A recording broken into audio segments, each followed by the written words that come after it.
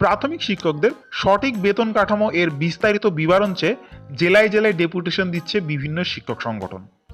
এছাড়া বিভিন্ন চক্র এবং ডিপিএসসি থেকেও শিক্ষা দপ্তরের কাছে ক্লারিফিকেশন জানতে চাওয়া হয়েছে।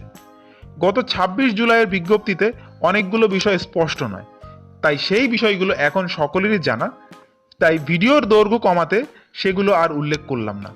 আর সেই ক্লারিফিকেশন এখনো না পাওয়ায় পে ব্যান্ড 3 থেকে এখনই অর্থাৎ আগস্ট মাসে সম্ভবত সঠিক বেতনক্রম ফিক্সেশন করা যাচ্ছে না। তবে নির্দিষ্ট ক্লারিফিকেশন চেয়ে এবার শুধুমাত্র ডিপিএসসি নয়, স্কুল এডুকেশন এর ডেপুটি ডিরেক্টর অফ রুরাল ব্রাঞ্চের মোট 13টি ক্লারিফিকেশন চেয়ে চিঠি পাঠালেন শিক্ষা দপ্তরে। প্রশ্ন একটাই, এত কিছুর পরও এখনো কেন উত্তর মিলছে না?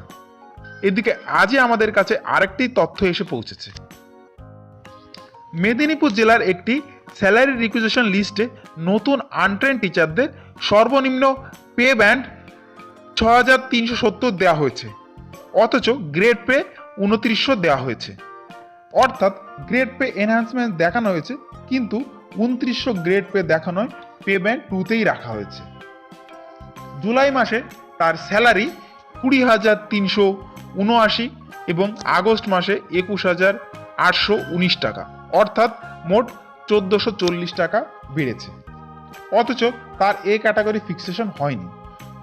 অন্যদিকে 2017 সালে জয়েন করা ট্রেন টিচারের ব্যান্ড পে 7,440, গ্রেড পে 3600 এবং জুলাইয়ের স্যালারি 21,707, আর আগস্ট মাসে তার স্যালারি হচ্ছে 25,646 টাকা, অর্থাৎ স্যালারি 3,939 টাকা বাড়ছে।